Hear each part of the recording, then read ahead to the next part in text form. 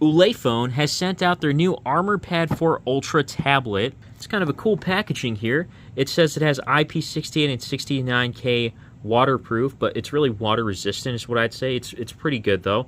And on here it mentions it has 8 gigabytes of RAM, not 16. They combine VRAM and RAM together. That's kind of the standard these days, unfortunately, but at least they clarify it. Nothing on the back, nothing really much on the sides, except for the specs here.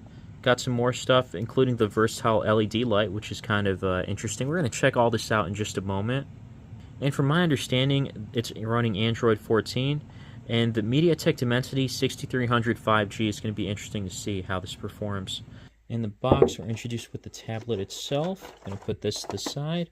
A little thinner than other tablets because it has an 11,000 milliamp hour battery, 11,800.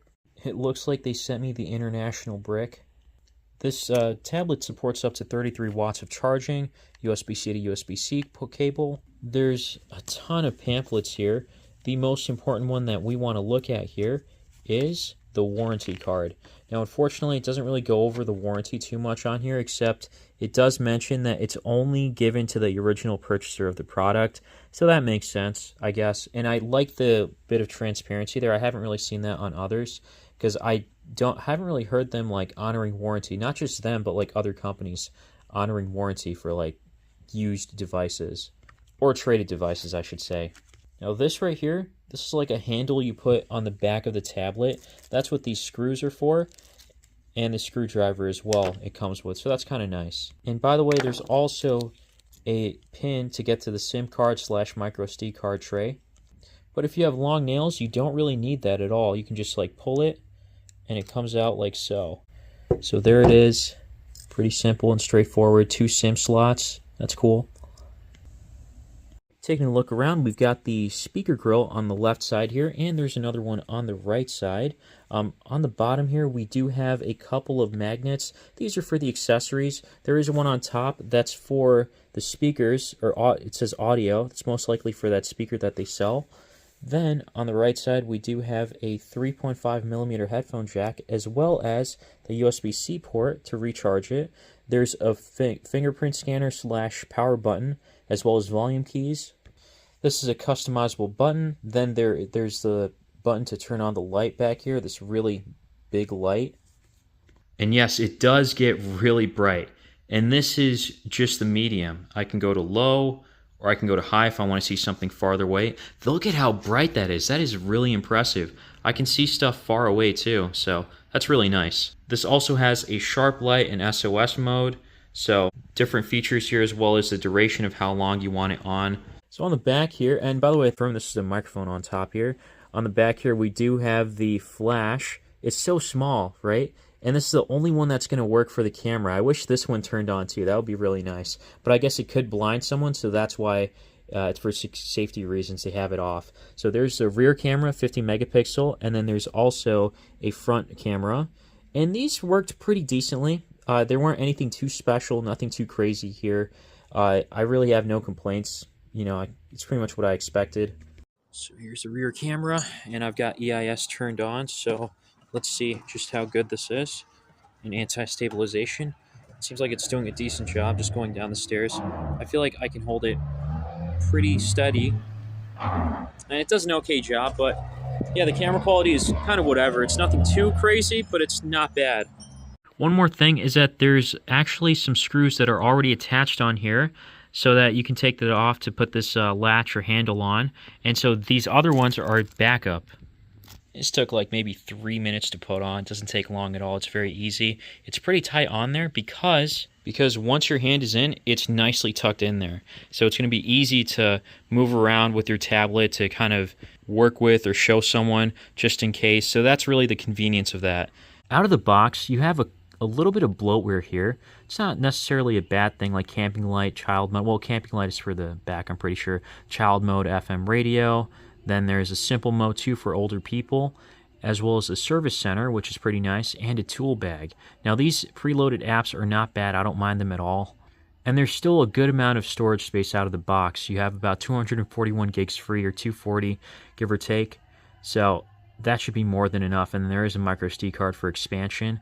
But going back to the apps here, If we go to like simple mode, for instance, this is really easy for anyone to understand. And this is just really straightforward. It doesn't get more simple than this. So you got all your apps, the main apps that you would need. I think you can adjust this too as needed. I have not found anything in terms of changing things, but either way, it's not too bad here. And then to exit this, just go into settings, exit simple mode. And then there's also child mode. That also works in portrait only, not landscape, unfortunately. So if we go into child mode, just set a password here really quickly. And the password is so that you can restrict apps and the length of like how long your kid's using it. So if you go into settings, type in your password again, you can go and set the time how long he can use it for, he or she.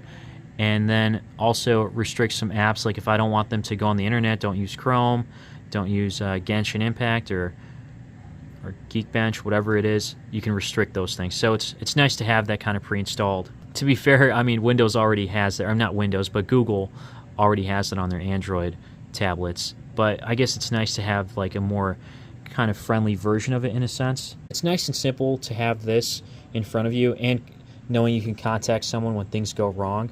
Finally, here's a tool bag that shows all the other stuff that's like pre-installed on here.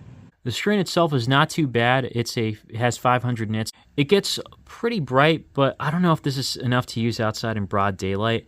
In some sunlight, maybe it might work, but 500 is not that much. It looks nice indoors, a 2K screen and everything. The one thing I don't like is the bezels. It's actually really thick. It kind of reminds you of like an old school style of like what tablets used to be with those thick bezels on top and sides. How's it going, guys? I think Walmart did a great job on this tablet. Yeah, so these speakers are incredible. These are really good. They can be covered with the finger and it'll just sound tinny, but they get pretty loud, and that's really what matters. It does a great job there. Videos can be watched at 1440p, but not on Netflix or other streaming platforms because this has a wideband security of L3. That's really disappointing to see. I don't know what it is about these rugged tablets, but they just don't have a wideband level of L1 from what I've tested out recently. So that's really unfortunate. I thought wideband would not be an issue in this day and age because this is running Android 14, and I assumed Android 14 would have wideband L1 on all tablets, but I guess I was wrong on that. We do have a little bit more info here, like the CPU being MT6835 and RAM being 8+8, so 8 gigabytes of RAM, 8 gigabytes of VRAM. On CPU-Z, we can see that this has a ARM Mali G57 MC2, so not that great of a processor. That's pretty much the same GPU that the $179 Walmart tablet has, so huge difference in terms of pricing right there. And then we got some more info here with this being 225 PPI or pixels per inch, which is decent. This does have a pretty large battery and it's rugged compared to that, so just a few things to keep in mind. But this isn't a comparison video or anything like that, but the show must go on. First game here is Roblox, and it's playable. I did notice it kind of lag a little bit early on, but it might have been because things were loading, and I guess you see that there's a bit of a lag there.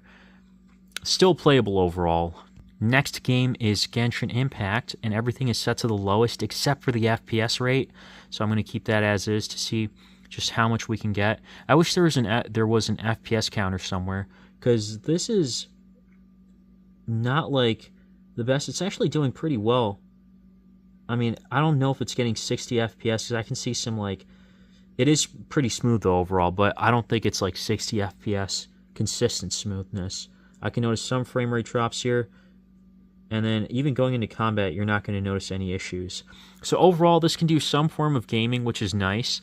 It's really not meant as a gaming tablet, but because the processors are just getting better and cheaper, this might be a little too low for the price point, but nonetheless, you can do some gaming if graphics don't matter.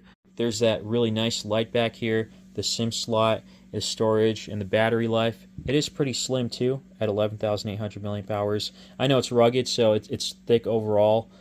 So these are not bad choices. This seems like a pretty decent choice. Now, the only killer, or the thing that kind of ruins it, is the fact that it has a wideband level of L3, so videos on streaming platforms outside of YouTube are capped at 480p, so that's really disappointing for media consumption. But I guess for work reasons, because this is not meant for the average consumer, for work reasons it makes sense, and there's a decent amount of support, again, with their accessories, which I have not gotten, but you know, if there's enough interest, I'll probably be able to check it out and I'll ask them. But if you're willing to pay more, there is one more tablet I noticed that's pretty good too, is the ThinkPad tablet. Now this is the projector that's on it, which is really cool stuff. It does cost a bit more. This goes for just under $600 somewhere. I think like $560 or so. It weighs a lot more. It doesn't really have that handle like this one does. And then this does have the light, but I don't think it was as bright. I'll have to double check that. But it does have a projector, which seems a little absurd. It's probably more of a want than a need.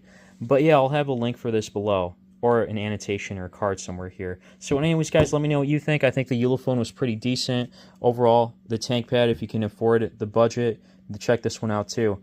But as always, stay tuned for more and subscribe for more. Thanks for watching, guys.